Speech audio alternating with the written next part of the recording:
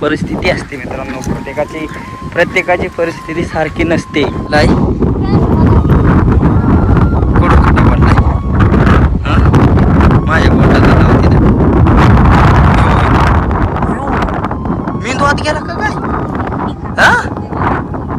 अरे त्याला वज या ठिकाणी टाकलं आणि आता आमचं सरपण जुळवायचं चाललंय या. म्हणजे नीटनेटकं बांधून गाडी न्यायचं, म्हणजे ते नीटनेटकं बांधायला लागतं. तर बघा हे आता असं जुळवायचं चाललंय सगळं सरपण.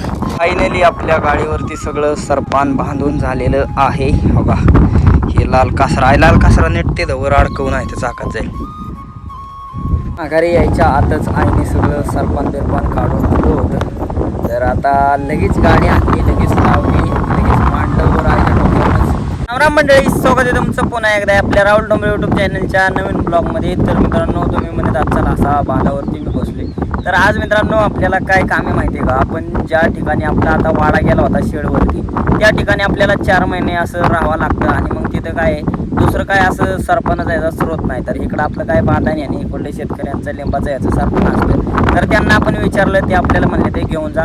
तर आज आईलान मला दादा मेंढरं घेऊन गेलो डोंगरात. तर आईलान मला काम लागलेलं आहे हे सगळं सरपण गोळा करायचं आणि ते गाडीवरती मला पोच करायचं आहे तिकडे शेरवरती. तर आता आपलं सरपण बिरपण कसं काय नेतोय संध्याकाळून रेसिपी पूर्ण दिवसभराचा वातावरण तुम्हाला पाहायला भेटणार. चला. आपल्या आईने बघा केवढं सरपणाचं घेतलंय भार डोक्यावर. एवढं मोठं भार आई रुतत नाही होय. चोंबळ आहे ना बघा, चोंबळ घेऊन जाईना तरी आपल्या आईला ह्या झाडा झुडपात नाही. हे आता माझ्या आधीच आईने बांधून उचलून काय सांगायचं मित्रांनो, असा असतो संघर्ष. आपल्या खेड्या पाण्यातल्या ज्या महिला आहेत ना, आमचंच नाही सांगत आता, हे शेतकरी बितकरी ज्यांना बी असं आता गॅस बीस आता निघले ते नाही, तर पूर्वीचा हा संघर्ष होता जो आम्हाला अजून सुद्धा करायला लागतो.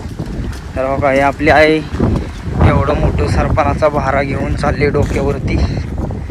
असं आता काय करता, परिस्थिती असते मित्रांनो, प्रत्येकाची परिस्थिती सारखी नसते. त्याकरता आपल्या आईला आताच नाही, पूर्वीपासून हे खूप कष्ट केलेत आईने. लाई कुठं कुठं बोललाय माझ्या बोटाला लावते ना. मेंदू आत गेला का काय? अरे खरंच आई असं बारक्या बाराची टाळू भरल्यावर कसं असतं तसं.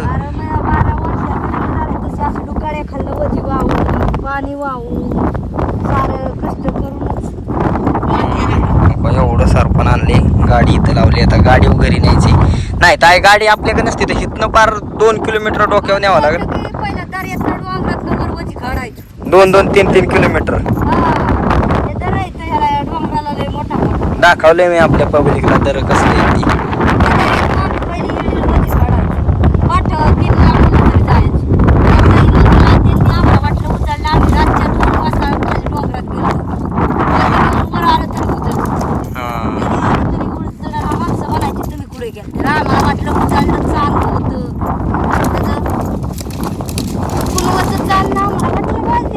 त्याला वज या ठिकाणी टाकलं आणि आता आमचं सरपण जुळवायचं चाललंय या. म्हणजे नीटनेटकं बांधून गाडी न्यायचं, म्हणजे ते नीटनेटकं बांधायला लागतं. तर बघा हे आता असं जुळवायचं चाललंय सगळं सरपण. त्याला टॅग बांधून मगच गाडी मांडायचं, नाही तर मग पडल ती नाही का. तर असा कासरा हातारलाय हा. आपल्या आप्पा कसं कासर वळते, ते आप्पांनी वळलेला कासरा आहे. तिकडे एक पण आहे, इकडे एक पण आहे.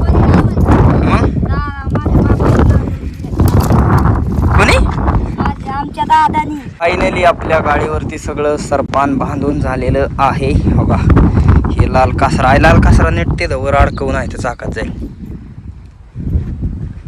तिथं वर अडकव त्याला, तिथनंच अडकव की तिथं जा की. हा तसा वर अडकव त्याला.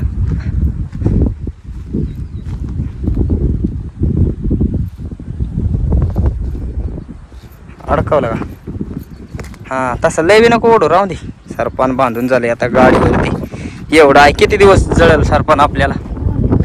2 दिवसाचं सरपण चालवले. आता पहिलं वजन खाली केलेलं आहे आणि आता चाललंय, म्हणजे त्याच्या आधी एक वजन आणलेलं, म्हणजे आता मी 3ऱ्या वजनात चाललोय आपल्या गाडीवरती. गाडी आणि आपल्याला सगळं मित्रांनो आता किती वजन होते ते काय माहिती. गाडीला पेट्रोल कमी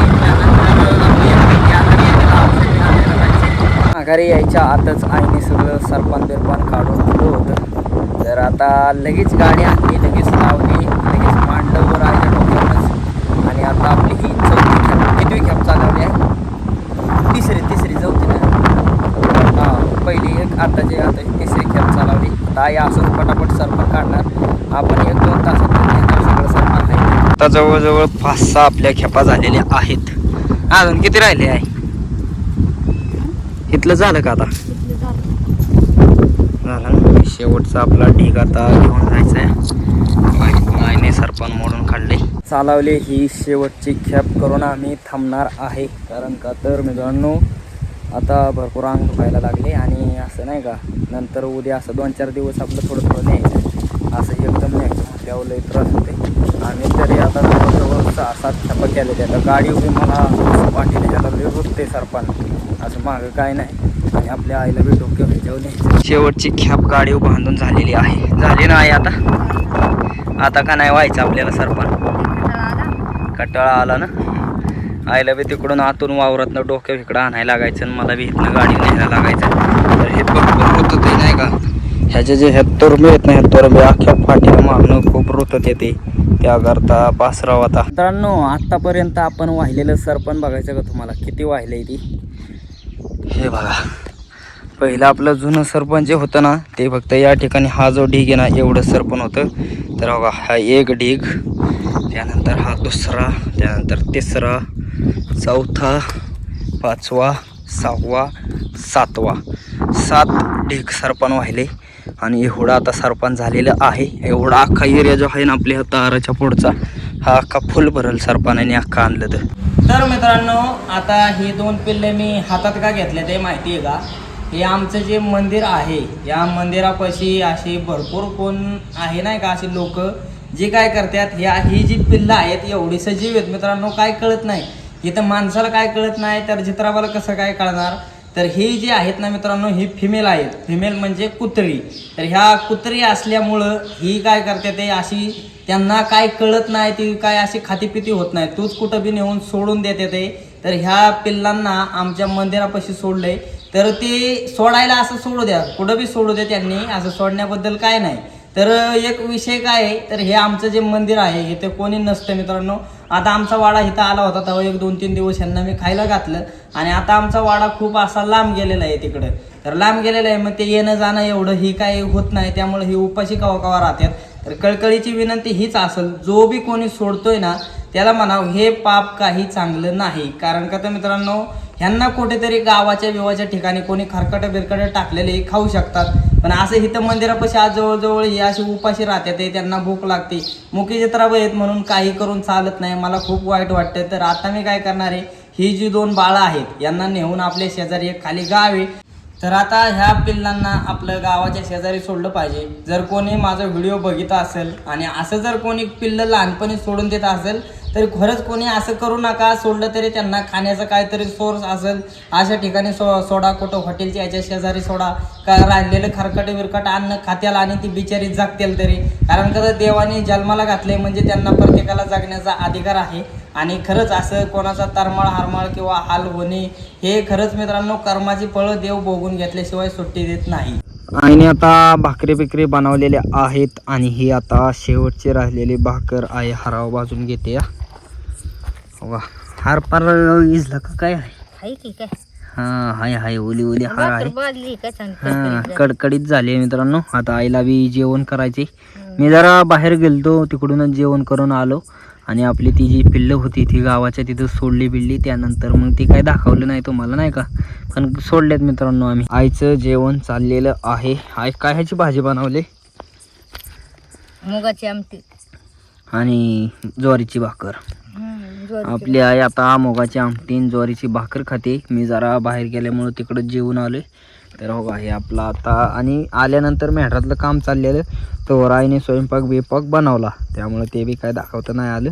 तर आपल्या आईने किती काम केलं काय, हे आईचं काम जर तुम्हाला आवडलं असेल तर आपल्या चॅनलला सबस्क्राईब नक्की करा. धन्यवाद.